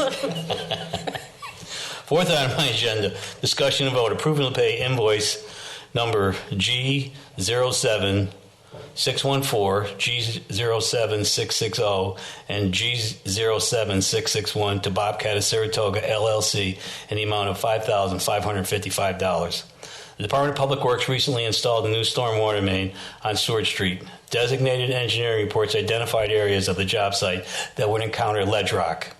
Due to the density of the ledge rock and the well-being of daily life for the residents, can't forget the residents, on or near Stewart Street, the Department of Public Works rented a large hydraulic hammer from Bobcat Rentals in order to speed up the removal of the ledge rock. After use of the rented hydraulic hammer, it was determined that 3 weeks of working on the job site were removed from the work schedule, returning the neighborhood back to quiet residential living. I bet. 3 weeks. There you go. Yeah. We're always thinking about the neighborhoods.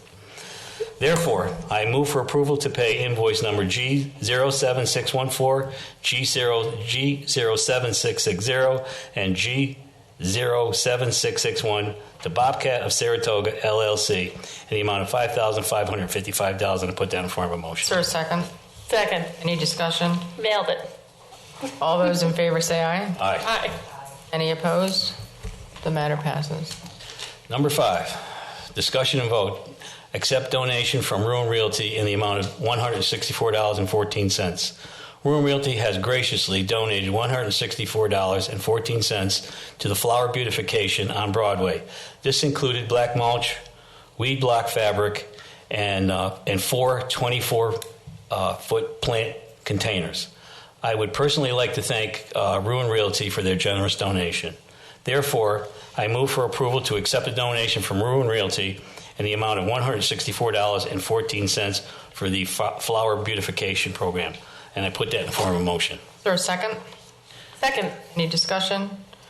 All those in favor say aye. Aye. Aye. Any opposed? The matter passes. Number 6, discussion and vote. Accept donation from Saratoga Springs Preservation Foundation in the amount of $2,650.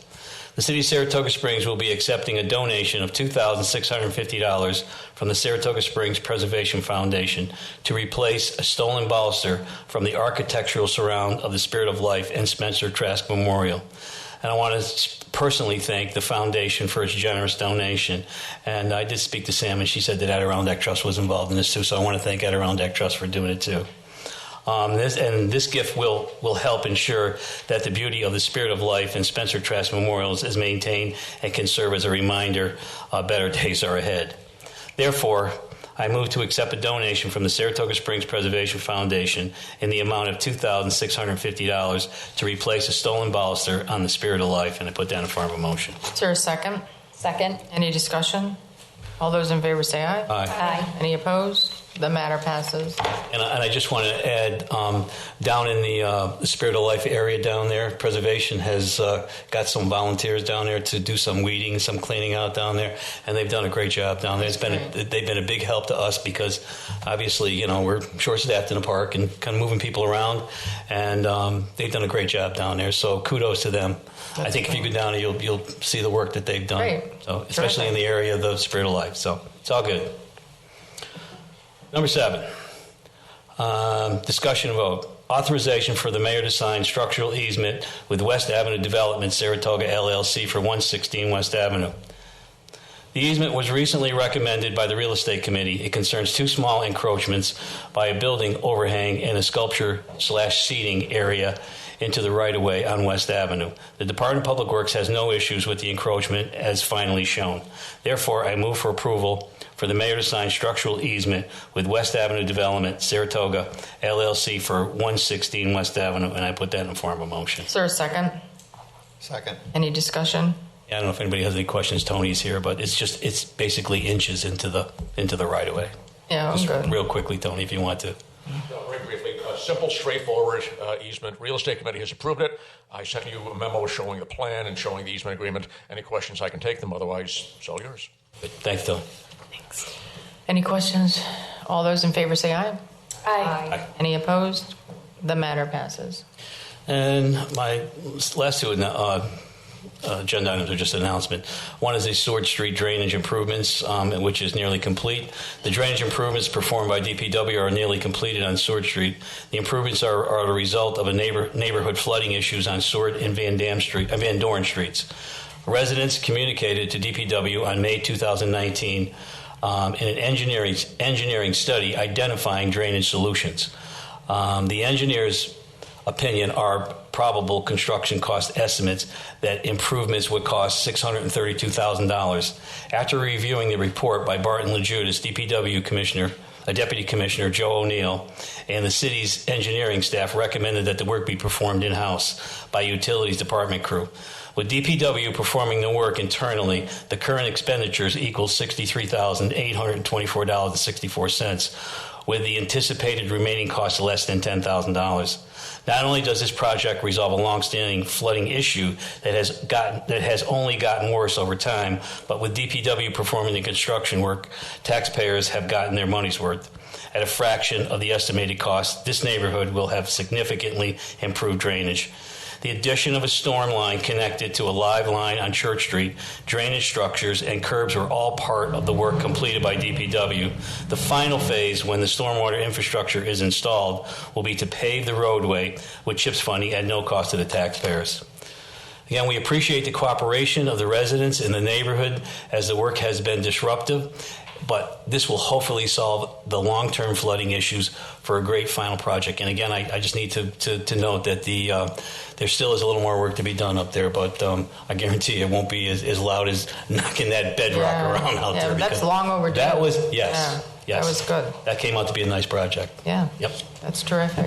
The 9th item on my agenda is just another announcement, and this is in regards to the Green Street water main break, and I think we talked about it a little bit earlier at the agenda meeting. But I just want to give a quick timeline on what happened there. About 3 a.m. Thursday, July 1st, the water treatment plant noticed a considerable loss of water in the city's reservoir. DPW utility crews discovered a 16-inch water main break on Green Street. This pipe is the main trunk line from the treatment plant to residents throughout the city. Utility crews were able to get a partial line shutdown, but not sufficient to make repairs. At this point, the only option was a line stop or an insertion valve. There is not a local company that can perform a main stop for a diameter pipe of this scale. 12 inches was the maximum that they could do. Kudos to my deputy. Joe called around to a couple different places and finally contacted a place. We called multiple companies, contacted Hydrotech.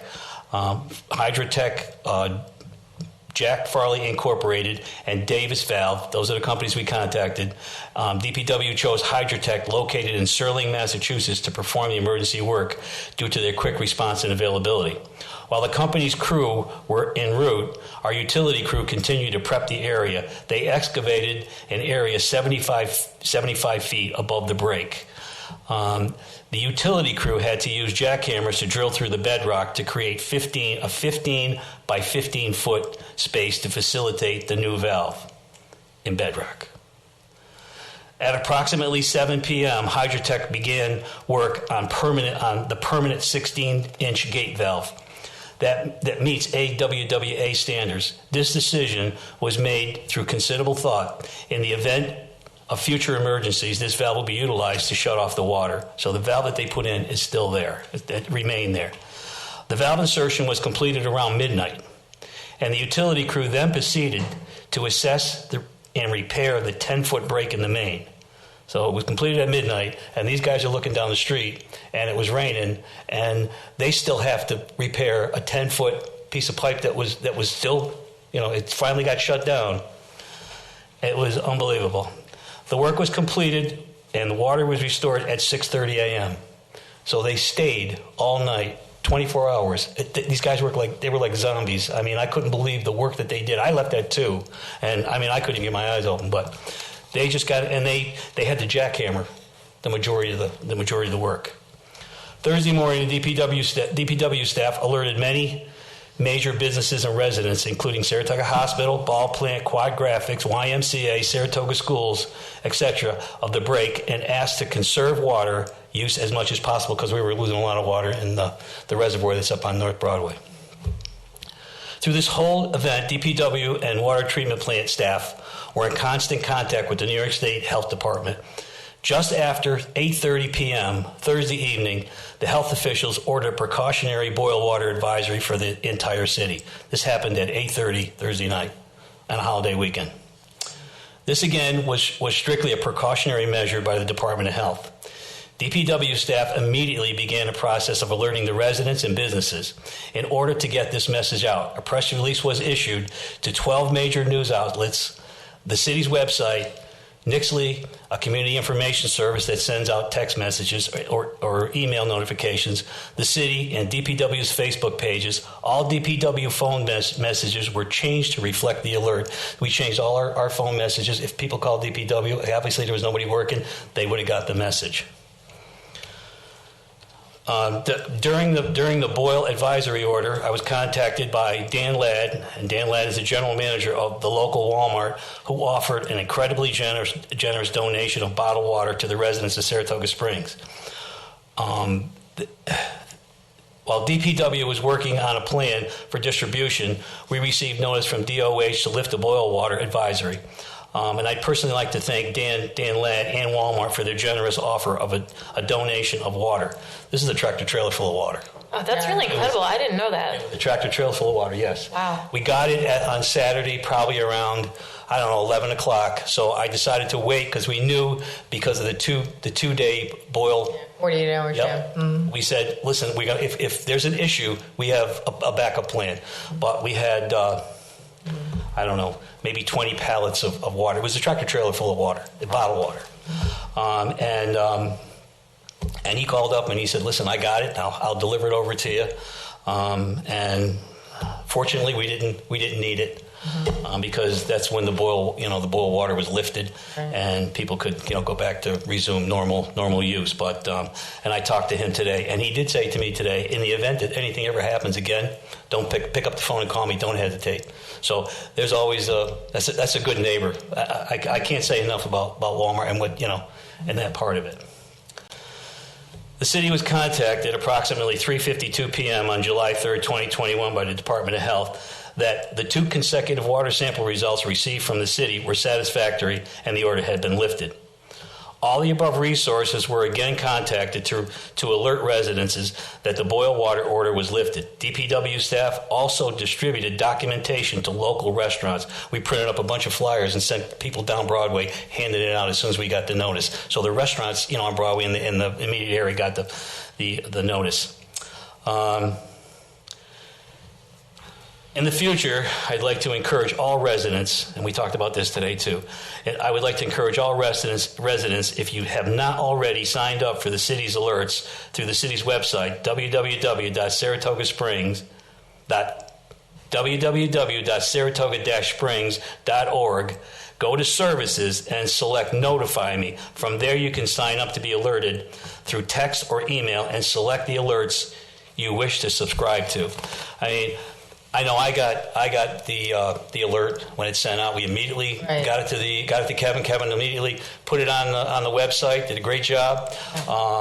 And I remember talking to Channel 10 at 10:30 over there, at night. So I know the media stations got it, or the news stations got it.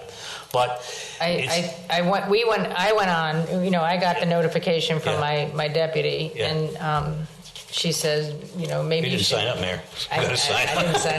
I'm signed up now. You got signed up. Yeah. So, but I want to thank Chief Dyer in the back. Thank you, because he jumped right on making some calls along with Chief Catone, who put it on Nixle.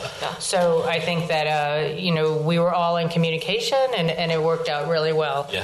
Like you said in the pre-agenda meeting, though, Mayor Kelly, I will come out with more information about Nixle and how people can sign up for Nixle, because I think it's probably the easiest way for people to get emergency alerts, whether it has to do with DPW, public safety, or anything pertaining to the city. It's just so easy for us right now. It's That's all we have. Yes. Yeah. So I will make sure I have more information about that for our next city council meeting. I know this one was kind of jammed. Yeah, and I think we should add it to every third month, just as an announcement to get people to sign up. What I think I'm going to do is I'm going to put it on my agenda every week and just make that one announcement. I think you sign have to. up. We have to get people to understand. We got to remind people. And we'll put it on the homepage of the. Yeah, you got to get it on the homepage. Yeah. It's kind of a funky Can't be digging into it's so simple. website. You sign up. Something happens, whether it be a snow emergency or any kind of emergency. A boil water. Anything can happen. So you can go to the city's website and it's like cafeteria. You can choose what you need or choose what you don't want to. Don't want to get. Mm-hmm. It's really simple. We've made it simple for everybody, but I can't tell you how many times in the last 4 years we've used that. So we've had a lot going on. Yes. So I do think that that's a great thing. And a great job by Joe O'Neill, who is the stellar deputy of DPW. And I really appreciate Joe more than anybody knows, because he's just so responsive. So he's great. Thank you. Great deputy. People in the city are lucky. Yeah, they're lucky to have, very lucky. the employees that work for the city that do the job that they do. That's right. I just want to add one more thing that we are working on. I'm working with my business manager, Mike Beach. We're working on a notification system that we might put into effect, something similar to what we have. I guess my thought on that is we have Nixle, why, then we're going to spread people out, so I think we need to discuss that a little bit, maybe. We will discuss it. Obviously, it's something I'm going to bring to the council. Maybe Mike can talk with me and IT, and we can streamline it so it's just one stop shop. Right through. Yeah, I like that idea. We're talking with some people right now that that could make this thing really, really work out well. Anyways. People need to sign up. Sign up, you'll get notified. We need to make it simple to sign up. Yes, we made it real simple. So. Okay, thank you. Anything else, Commissioner? That concludes my agenda. Okay, had quite a week. Okay, on to Public Safety, Commissioner Dalton. Thank you, Mayor Kelly. The first item on my agenda is a discussion and vote to amend chapters 180 and 217 of the City Code. This is to remove fee amounts from the City Code and to allow them to be established from time to time by resolution of the City Council. I make a motion to amend chapters 180 and 217 of the City Code. This is a motion. Is there a second? Second. Any discussion? All those in favor say aye. Aye. Any opposed? The matter passes. Thank you. The second item on my agenda is discussion and vote to accept donations for the K-9 unit. I would like to thank the following individuals and organizations for their donations to the SSPD K-9 unit. Rich and Mary Beth Flaherty for $1,000, the LA Group for $500, Ann O'Toole for $200, the Saratoga Springs Lions Club for $9,000, Saratoga County Services Corporation for $5,000, and D.A. Collins for $2,500. I'm making a motion to accept donations in the amount of $18,200 for the K-9 unit. I want to thank every single person who donated. Just incredibly generous and a great show of support for our K-9 unit, which is so very valuable for our department. That's great. This is a motion. Is there a second? Second. Any discussion? I thank all those people along with you. All those in favor say aye. Aye. Aye. Any opposed? The matter passes. Thank you. The third item on my agenda is discussion and vote authorization for the mayor to sign an agreement with Ymca for the 2021 racing season. This is our annual agreement with Ymca that provides fire personnel and equipment for the racing season. I make a motion to authorize the mayor to sign an agreement with Ymca. This is a motion. Is there a second? Second. Any discussion? All those in favor say aye. Aye. Any opposed? The matter passes. Thank you. The fourth item on my agenda is a discussion and vote authorization for the mayor to sign a lease agreement with RICO. This is for copier printer services for the fire department. I make a motion to authorize the mayor to sign a lease agreement with RICO. This is a motion. Is there a second? Second. Any discussion? All those in favor say aye. Aye. Any opposed? The matter passes. Thank you. The fifth item on my agenda is discussion and vote approval for a receptionist position, CSEA City Hall Grade 5. This is to establish a receptionist position in the Public Safety Department that will assist a police officer in checking in visitors to City Hall and making sure they are announced and sent to the correct department or meeting location. I make a motion for the City Council to approve the receptionist position, CSEA City Hall Grade 5 in the Public Safety Department. This is a motion. Is there a second? Second. Any discussion? All those in favor say aye. Aye. Any opposed? The matter passes. Thank you. The sixth item on my agenda is a discussion and vote and authorization for the mayor to sign an agreement between the City of Saratoga Springs and the Saratoga Springs School District for a school resource officer. I make a motion to authorize the mayor to sign the agreement between the city and the Saratoga Springs School District. The term of this agreement shall be from 7/1/21 to 6/30/23. This is a motion. Is there a second? Second. Any discussion? I'm happy to see this program still moving forward, and thank you for the working on the receptionist position. Yes, also. I agree. Thank you all. I appreciate the council's cooperation Yeah. on all. All right, all those in favor say aye. Aye. Any opposed? The matter passes. All right, hold on. One more curveball for you guys. I just wanted to see if I could add a item onto my agenda. So I make a motion to add one item for discussion and vote. Okay, yes, you may. Okay. Is that a motion? That is a motion? Okay. Is there a second? Second. Any discussion? We don't know what we're discussing. So all those in favor say aye. Aye. Any opposed? Yes. The matter passes. Thank you. I wanted to add to the agenda a discussion and vote to approve the updated schematic design plan that was just presented to us by Sean and Huber Brewer to the Design Review Commission for another advisory opinion. So this is a motion. Okay, is there a second? Second. Any discussion? All those in favor say aye. Aye. Aye. Any opposed? The matter passes. Thank you. That concludes my agenda. Thank you, Commissioner. On to the supervisors. Supervisor Veach. Lisa, can you tell me if they're on video, if they sit over there? That's my only question. You can't really see them. No. Can't really see You guys them. want to come over here? Nice that where Tara sat when we were at that one meeting. If you just scooch that way a little bit. So you guys have to go to the mic. I'm sorry. All right, no problem. Yeah, No sorry. You got to move towards the middle. If we could all just move towards the middle. I know. I just thought of that. You know, I know Tara asked me, and I said it was okay to stay there. There's like all this space up here. I know. Is it on? Yes. I can't tell. I don't really know. All right. Well, We can hear you. all right, great. All right, so just three short agenda items for me on this. First is a government review and efficiency county committee meeting is going to happen tomorrow. We actually have two items that we're going to be doing. First is actually repealing a local law, number 3 of 1979, which when we were doing research actually established the government review committee back in 1979. And we just reestablished it in January. So ours is not by local law. This is. So when you have a local law, you have to have a public hearing and you have to repeal the local law. So we're going to have to set that public hearing tomorrow to repeal a 1979 law that's way out of date. Second is we're going to be having an item to rewrite our budget process. We actually have a policy at the county that outlines our budget process. It's not very highly detailed, and so a lot of flexibility is currently in the process, which can lead to some confusion sometimes in our budget. So we are about to rewrite the budget process. It's going to match a lot of the state statutes that govern how a county passes its budget. As well as matching some of the existing county local laws that we have regarding our budget in terms of, just establishing when we should have our public hearing and more of a step-by-step process as to how the budget will go at the county. So that will be on the agenda for tomorrow.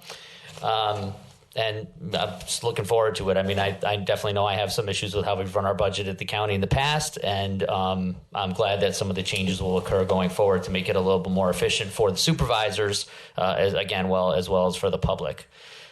Second is a review of the Buildings and Grounds Committee. We had our meeting today, and two things came out of that. The first was we appointed an airport subcommittee to review the proposed grant, as I mentioned at the last council meeting, for an updated, actually a brand new airport terminal at Saratoga County Airport. The committee will consist of myself as chair, Supervisor Sandra Winnie from the town of Providence, and Supervisor Phil Barrett from the town of Clifton Park. Phil chairs our Economic Development Committee at the county, and therefore would be a good person to have for something like a airport revitalization and new terminal project, which can assist with the economic development and economy of Saratoga County from our airport. Secondly, we've been having a discussion somewhat internally about overall space needs at the county. It seems like we're kind of bursting at the seams in almost all of our departments at Saratoga County, and as we are a growing county, we're going to take a look at an overall space needs project. We appointed a subcommittee for that as well, consisting of myself as the chair and Supervisor John Lant from the town of Wilton and Supervisor Kevin Tollison from the town of Half Moon. We found that the last time the county constructed a new building was back in the 1990s, which was our services building down on West High Street. And it seems as though every time we shift staff around or we talk about various levels of access that the public has, seems like we don't have enough space to move things around.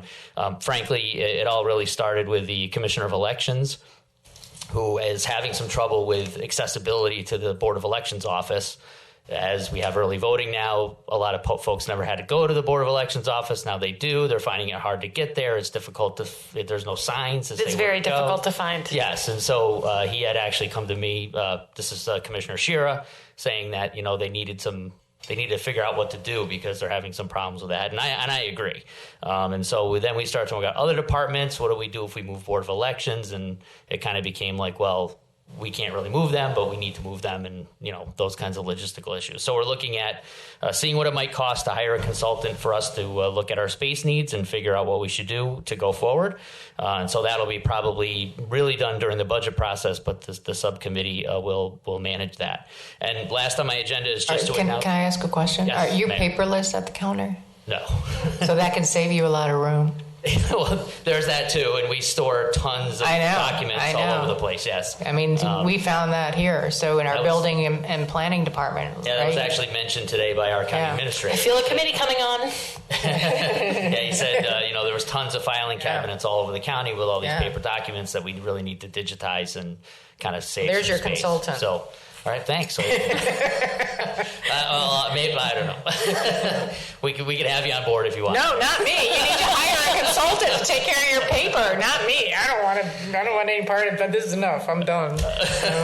All right, and last on my agenda is just to make an announcement that the Saratoga Casino Hotel Foundation, which gives out some grants to not-for-profits, the mayor and I both serve on that. They opened on July 1st to accept grants. They're due on July 23rd. The committee will make decisions on August 9th, and we will have our awards ceremony on August 27th. If you just Google Saratoga Casino Hotel Foundation, you will find our website, and it'll have all the instructions in the application for you to sign up. So it's a great organization. It's not a whole heck of a lot of money that goes out, but anything helps, and we're glad to be there to assist. So with that, that'll conclude my agenda, and thank you. Thank you, Supervisor. Supervisor Gaston.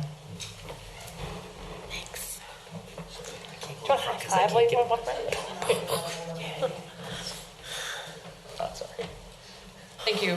The first item on my agenda is just a public health update.